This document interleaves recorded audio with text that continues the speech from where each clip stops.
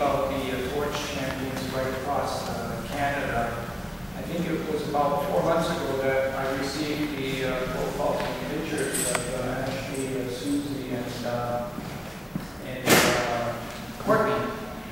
And it wasn't until probably a couple of months ago, I think it was, that I heard of Courtney's wish. And when I first heard it, I actually had to hold back my tears.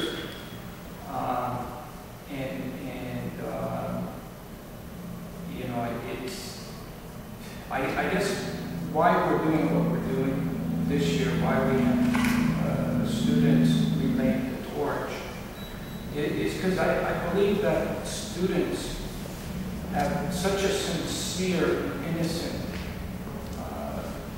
passion about them that when they take up something, you can't help but fall in love with it, you know. And what we're hoping to do is to have students from over 100 different cities and towns right across Canada that are going to carry with them this enthusiasm and passion towards this issue, because they all know that you know, Canada has the lowest rate of organ donations, and we really got to think about that. You know, how can our country have the lowest rate? How can this be? How come people are passing away every day, not receiving these organs, and why are so many organs going to waste?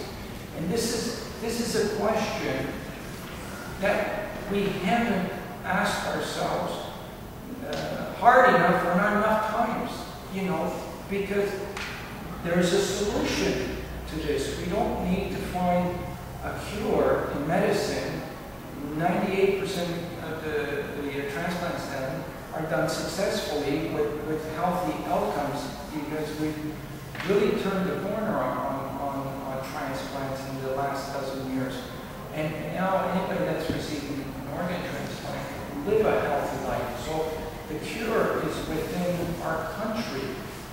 So it's up to us to somehow wake up the entire country to understand how important this issue is, and that we can make the difference.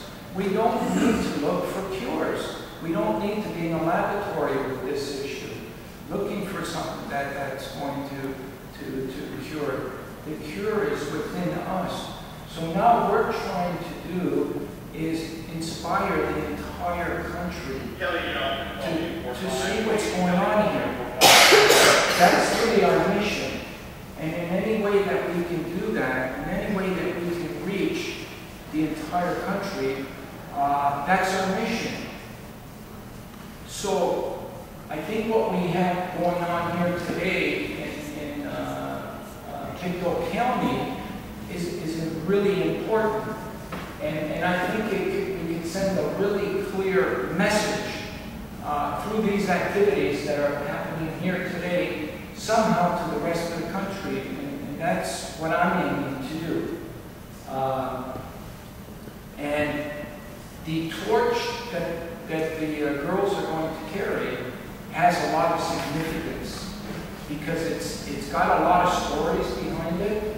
It's traveled in many parts of Canada as well as Europe, and it signifies that there's hope, and that with some determination we can save everybody on that waiting list. And there's over 4,000 Canadians right now as we speak that are in a hospital bed that are fighting day to day just to stay alive, just to stay alive one more day. You know, hopefully an organ can come that day. And there's 4,000 people in that situation. And knowing that we have a cure to save all of them is what this torch is all about. Knowing that it's possible to do it. And that's why so far since we started in St. John's, Newfoundland, this torch has been carried with that kind of passion. And we hope, and we know today it will be carried with that kind of passion, and we're hoping it's going to be carried with that kind of passion throughout the entire country. And one of those people that carried that torch with a lot of passion 3 years ago was Christopher Knowles. And if I may introduce him, Tracy, Christopher was a person that I met during my walk across Canada about 8 years ago. And I met him in Sarnia, Ontario, and Christopher carried the torch in Sarnia that day. And he carried it without no indication whatsoever that he needed a liver transplant. And it was only at the end of the walk that he lifted up his shirt and showed me all his scars, because he's gone through like operations just to stay alive.